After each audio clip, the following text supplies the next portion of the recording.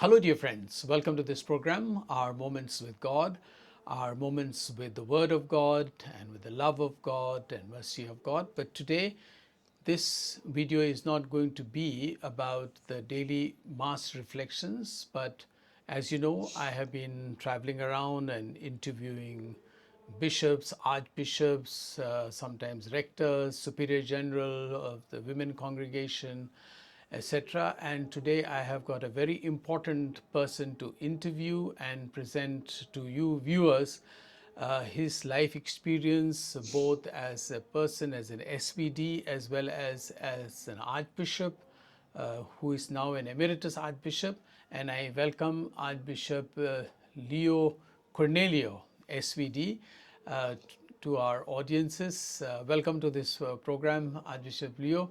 So now you are Bishop Emeritus. How does that feel now? To be called an Emeritus Archbishop or to remain as an Emeritus? Thank you, Father Dominic, for this welcome and for this small interview. Well, as an Emeritus Archbishop, my expectation earlier, when I was Archbishop, was something that I thought, uh, I will be quite free. There will not be much to do, and then I will be independent, my own master. Now, having experienced this life for the past 3 years, I find myself as occupied as I was before. So is it But in already 3 years that you are almost 3 years, yes. okay? Only thing is, it is different from what I was doing earlier, in the sense earlier I was at the beck and call of others because they had to tell me, they would ask me, and I would have to agree. Now it is on my terms. I decide whether I should join or participate or celebrate or take up the responsibility or not. Though I like to be active and like to do something, be at the service of the church, be at the service of the people, and that I am doing as well as possible, as far as my ability permits me. Yeah.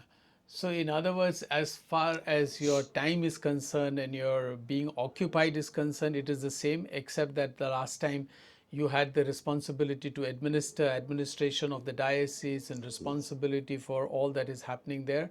Now you decide what you want Yes. to do and how you want to do. That's right. Yeah. Because so many times I have invitations. Some ask me whether I give retreats also. Well, for retreats, week-long retreats, I am not prepared because I have not been a retreat preacher, in the sense that you need to have a lot of preparation. And today, the young people want gadgets to be used, videos and audios and all that. All those materials I don't have. But a kind of recollection, one talk or something. Or they invite me for jubilees, for professions. Often the bishops are not available.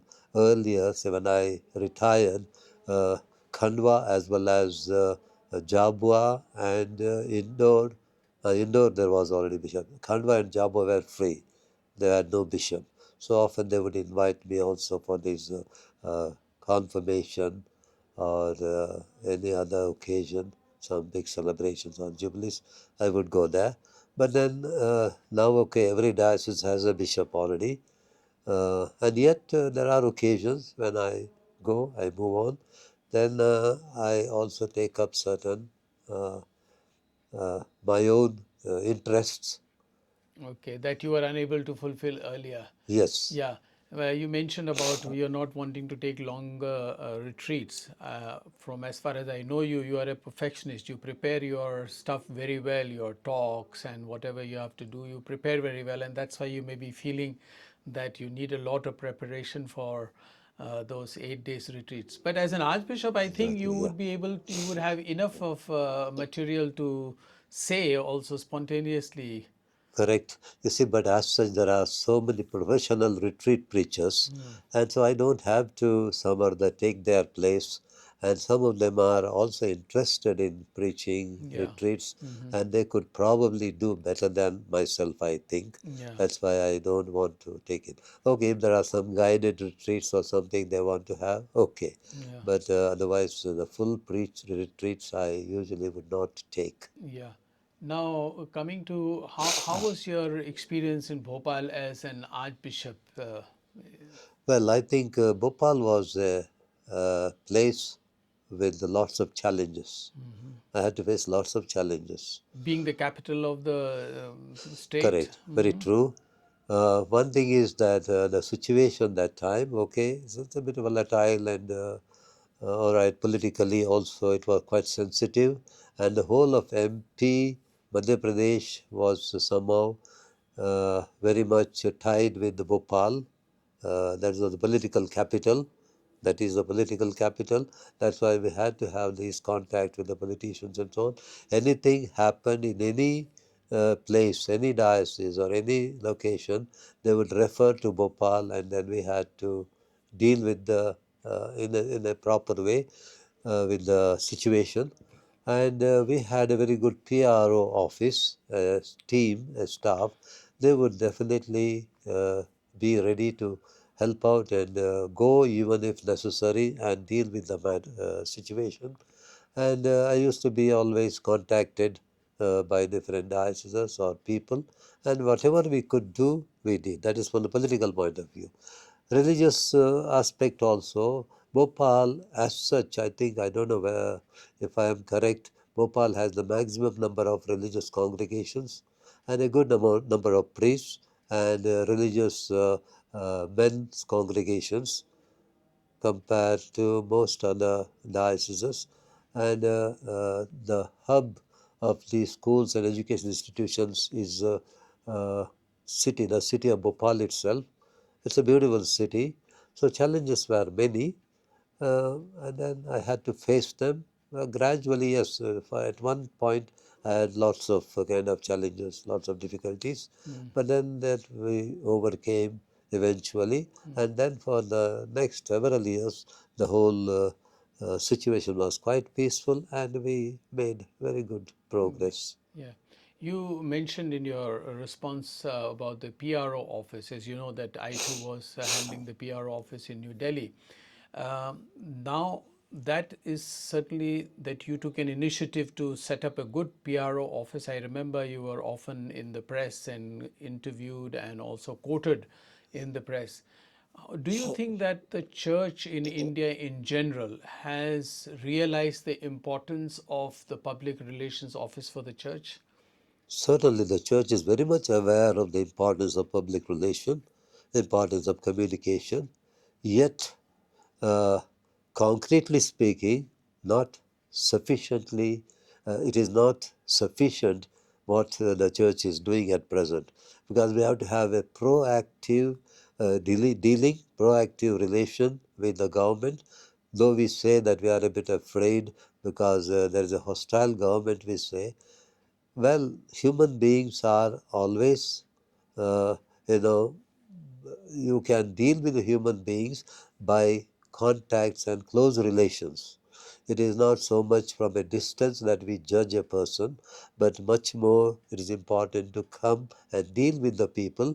And I think that kind of relation, one-to-one relation, as well as in the straight close relation, close communication, that still needs to be, I think, improved. I'm not saying that it doesn't exist, but it needs to be improved because today there is much more need to be proactive. We cannot have polarizations, tensions. We are a minority as a Christian group or Catholic denomination. Uh, but we can still do better, I feel, if we have the right attitude and then also the proactive spirit Yeah, rather than wait for the things to happen, happen. we Yeah, must be proactive. right. Now, before your archbishopship in Bhopal, you were also bishop in Khandwa, but I want to go a little more back than that, when you used to be first here in Indore as a provincial, and then later on you were elected as the general counselor in Rome for the whole of the Divine Word Society. What was your experience at that time with being a counselor and roaming or not traveling around the world and meeting different cultures, conferences, languages, etc.? I think that all these stages were a real learning experience, and that somehow gave me a broader outlook in my life. Uh, I did not consider myself as a very efficient and effective person. I did my job as a seminarian, for example. I always reached out and took initiatives, but I never considered myself as somebody who could achieve something. Or I'm not saying that I have achieved either. That is for others to judge. But what I say is that this is the generosity or magnanimity of the people, my confidants, my friends, my well wishers, who have somehow encouraged me all through my life. My family, of course, is responsible. I come from a big family. Family has been always a very good support for me, always. But at the same time, my seminary professors, companions, and so on, they have given me a lot of encouragement, and that experience has helped me to enhance my vision and outlook gradually. In fact, I can tell you when I wanted to, when I got ordained, after my final vows and got ordained, my idea was that I would go somewhere to a mission and carry on the work there. But my wish or my kind of outlook, my desire never got fulfilled. I wanted one direction, God led me completely in a different direction. I was not even thinking of schools, but first thing I was put in a administrative post as an assistant parish priest and as an assistant principal. And from there, my journey began as a priest, of course. First, I worked with Father Prox for a few months to organize a North India tour. That was also a very good experience for me. I learned some music and some even danced with the young people there, so that way with the youth also I could interact well. But then later on, after my ordination, my journey took a totally different turn. And that was God's way, I would say. And I submitted myself totally to God's direction. And He has led me all through. And today, what I am and what I have been is always thanks to God. It is His doing, and it is marvelous in our sight, I would say. Yeah, that's a wonderful thing to say that God actually plans everything for us. Now, as having been an archbishop and known the church from close quarters, what do you think are the challenges for the church in India now? Well, now when we think of the church's role, well, one thing I would say is the church has come a long way. It's a very strong church, India, with lots of vocations, where in most of the countries vocations are dwindling. We have still vocations. Maybe the areas of vocations have changed. Now, I don't want to speak much about the quality of vocations because it is according to the times. We can always say that our times were better, but that is not the way to look at. But the present times that are to be seen, and from that context, we still have enough occasions. India was a mission receiving country, both in our society as well as in the general situation. Vocation, I mean, it was receiving missionaries. Now it is a mission sending country. Uh, we have enough occasions, and many countries are inviting Indians to be there as missionaries, and this is happening. Even SVDs have reached in so many countries. When I was a counselor, also, we used to ask for a certain number to go abroad, and that is happening now also. And so many missionaries are working outside abroad. And there are other congregations. Today, for example, we celebrate the feast of Saint Kuriakos Chavara. CMI priests and CMI sisters, CMC sisters, are going to so many countries and are proclaiming the word there. Secondary evangelization, maybe re-evangelization, what we call. It is not so much the first evangelization in many countries. But for the re-evangelization, renewals, and still that contribution is there. So when I see in general, it is a very, very good developing uh, country, both economically as well as religiously.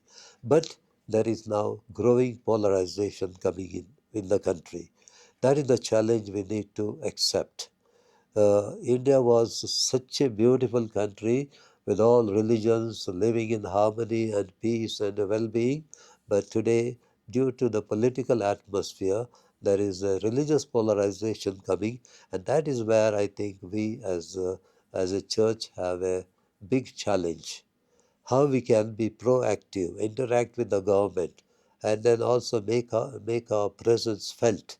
I think that is the most important challenge. Yeah, I actually wanted to come to that point. But do you think that the church is more or less ready to face this kind of challenge in the terms of this right wing Hindu vibrant rise, as it were, and who are targeting the minorities, both the Muslims as well as Christian missionaries?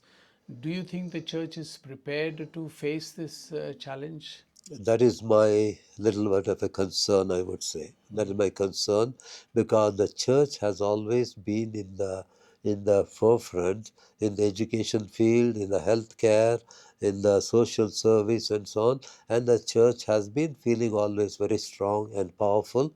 And then we were almost setting terms for others, especially in our schools, with regard to admission, this, that, everything. There has been always a rush for admission. But now, even in the education field, the situation is changing.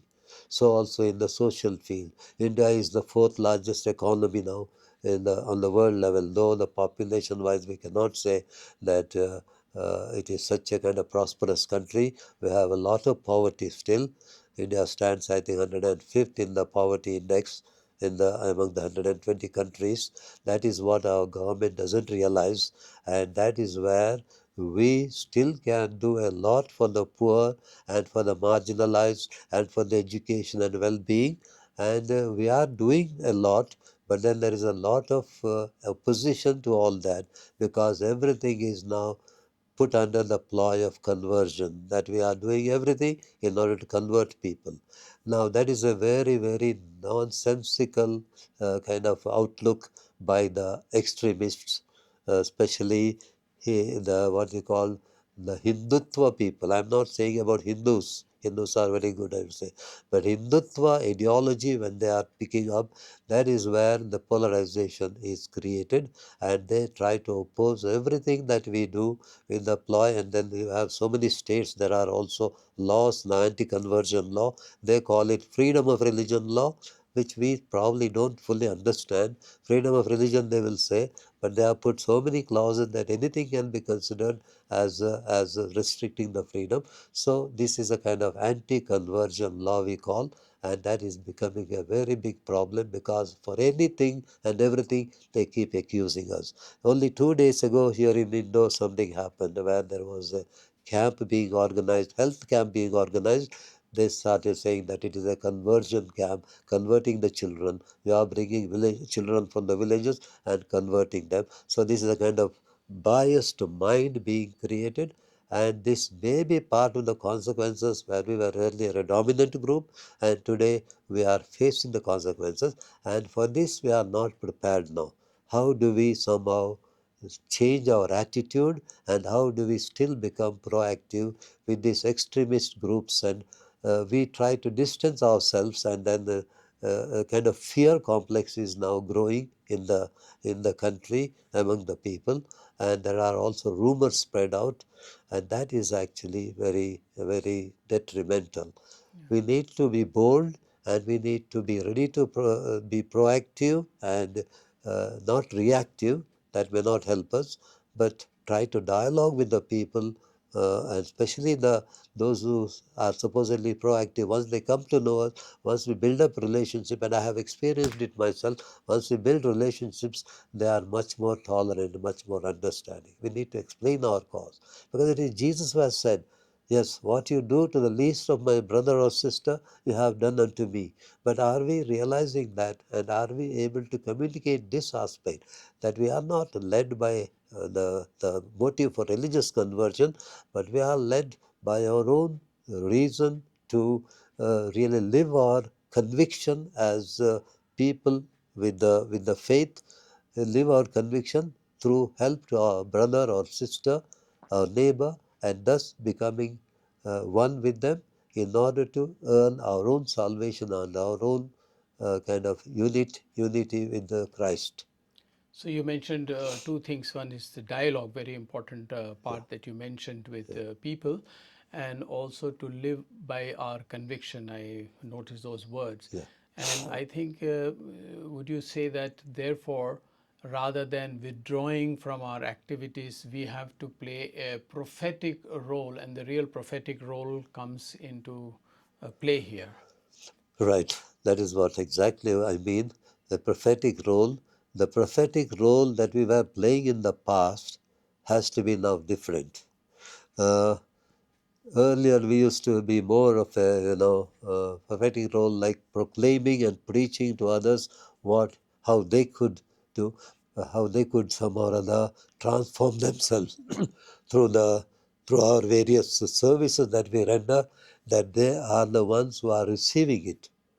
But then today we realize that there are so many other avenues which are open, and there are some multinational groups running schools and colleges, much better institutions offering better courses and so on. But we are also part of that. At the same time, we have to show the difference with the services that we render. Services that they cannot render, we need to render also. For example, some of the services that we were known for are helping these differently abled people, children, the lepers, the outcasts, and all these kind of people whom the society would not help. That was the specialization we used to kind of special services we used to render. That should be continued, I believe, but not only running elite schools and institutions that we are running, but then those are run by others as well. But these people in India will not reach out to those uh, uh, segment of people who are somehow out of the society's reach, like lepers, different label, HIV patients, and so on. That is that other people are shunning such people. So those services we render. But then there also they accuse us of trying to convert. Again the same. But at the same time, they realize that we do things which they themselves would not dare to do. Like Mother Teresa once said, about serving the leper. Oh, you must be getting some benefit from it. She said, yeah, well, benefit. Even if I am paid 1 crore rupees for serving a leper, I would not do that. I wouldn't be led by that. But for Christ's sake, I am ready to do anything, and I am ready to serve 1,000 lepers, any number of lepers, because it is the Lord. I see the Lord in them. I see Jesus in these people. That is something wonderful, witnessing. Thank you, Archbishop Leo Cornelio. That was a wonderful interview. Actually, it lasted longer than I had planned because you spoke so well and with such great conviction and with a very comprehensive view of the church. So I take this opportunity on behalf of the viewers of our Moments with God to thank you very Thank much. you, Father Dominic. I wish you well. You are doing a wonderful job. You continue what you have been doing in Delhi, and then I wish you God's blessing. And this kind of apostolate certainly is of great help.